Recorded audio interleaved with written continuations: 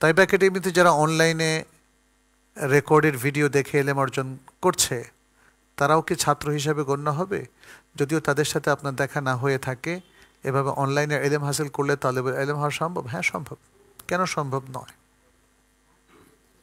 আজকে যারা পিছনের বেঞ্চে সামনে বসে জোরে জোরে, মানে কি বলে, আমি সামনে, আমার সামনে বসে কিন্তু পিছনে থেকে যারা ক্লাস করছে তারা কি ছাত্র না?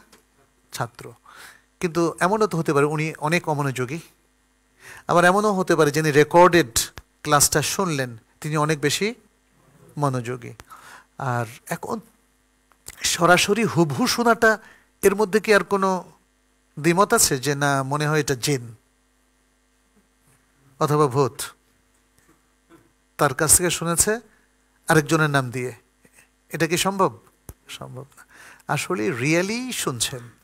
অতএব এগুলো তো আগের যে ছাত্রত্ব ছিল, শিষ্যত্ব ছিল, সেটার প্যাটার্ন এখন পাল্টে গেছে। আরও অনেক কিছু পাল্টে যাবে, আপনি দেখেন আর ৩-৪ বছরের মধ্যে অনেক কিছু পাল্টে যাবে, অনেক কিছু পাল্টে যাবে।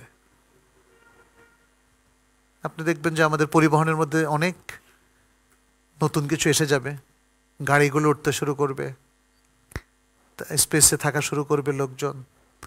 তারপরে ওই যে বললাম না, কানের সাথে চিপস অথবা ব্রেনের সাথে চিপস লাগিয়ে দিবে, কত কিছু পরিবর্তন হবে।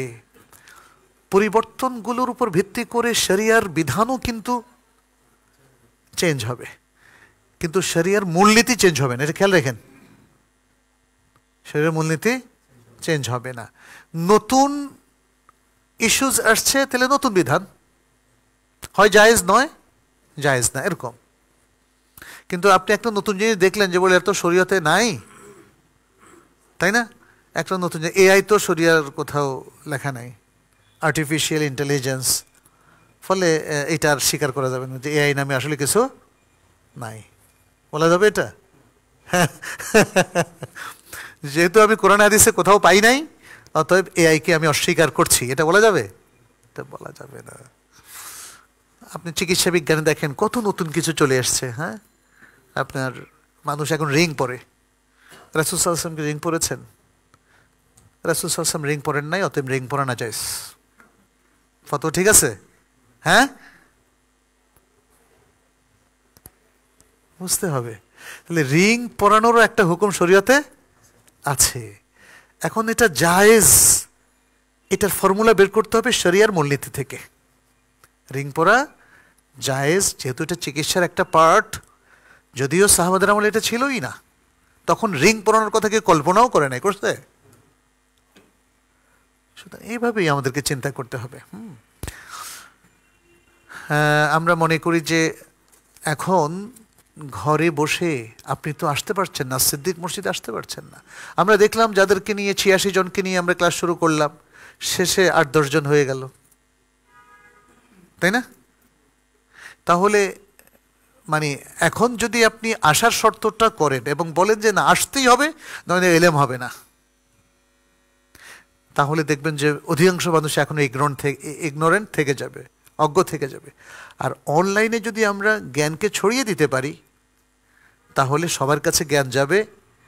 যদিও অফলাইনে যেভাবে পারফেক্টলি হয় তাহলে তার থেকে একটু কম হবে। আর যদি হাইব্রিড ফর্মুলা হচ্ছে অফলাইন অনলাইন মিলিয়ে, ওটাও হতে পারে।